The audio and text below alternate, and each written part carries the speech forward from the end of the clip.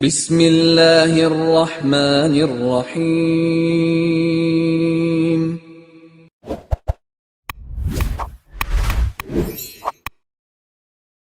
السلام علیکم ورحمۃ اللہ وبرکاتہ۔ الحمد للہ وکفی وسلام علی عبادہ الذین اصطفی، اما بعد۔ حاضرین و ناظرین، یہ درس حدیث نمبر 385 ہے اور آج کا عنوان ہے رسول رحمت صلی اللہ علیہ وسلم کی انگوٹھی کا بیان۔ روایت سماعت کے لیے ترجمے کے بعد تشریح ہوگی۔ بسم اللہ الرحمن الرحیم۔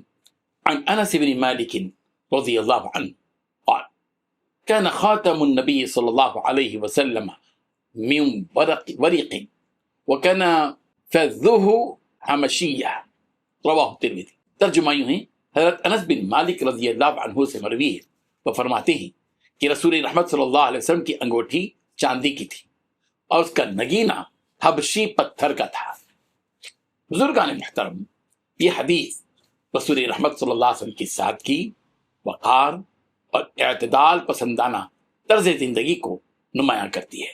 چاندی کی انگوٹھی اختیار کرنا مردوں کے لیے مشروع ہے اور مسنون ہے، جبکہ سونے سے اجتناب کی عملی مثال بھی اس سے ملتی ہے۔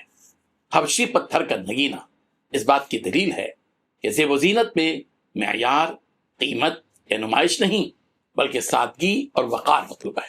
یہ روایت ہمیں دکھاوے سے بچنے، حلال حدود میں رہتے ہوئے سادہ زندگی اختیار کرنے اور نبی رحمت صلی اللہ علیہ وسلم کے معمولات کی پیروی کا درس دیتی ہے۔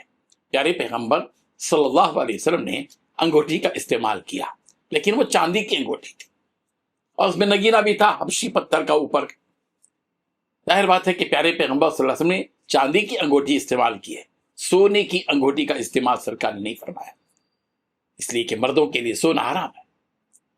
آج کل نوجوان ہم دیکھتے ہیں، بعض لوگ دیکھتے ہیں اپنی مالداری کا اظہار کرتے ہیں کہ گلے میں سونے کی چین ڈالتے ہیں مرد آفات، جبکہ اس کی بالکل اجازت شریعت میں نہیں ہے۔ پیارے پیغمبر صلی اللہ علیہ وسلم نے سونے کی کسی بھی چیز کے مردوں کے استعمال کرنے کے سلسلے میں منع فرمایا۔ آج نوجوانوں کا ایک بڑا طبقہ دیکھا جاتا ہے کہ سونے کی انگوٹھی پہنتے ہیں، شادیوں میں سونے کی انگوٹھی دی جاتی ہے، جبکہ مرد کے لیے سونے کی انگوٹھی کا استعمال حرام ہے۔ اللہ تعالیٰ ہم سب کو ان احادیث کو سامنے رکھتے ہوئے زندگی بسر کرنے کی توفیق عطا فرمائے، آمین۔ وآخر دعوانا ان الحمد للہ رب العالمین۔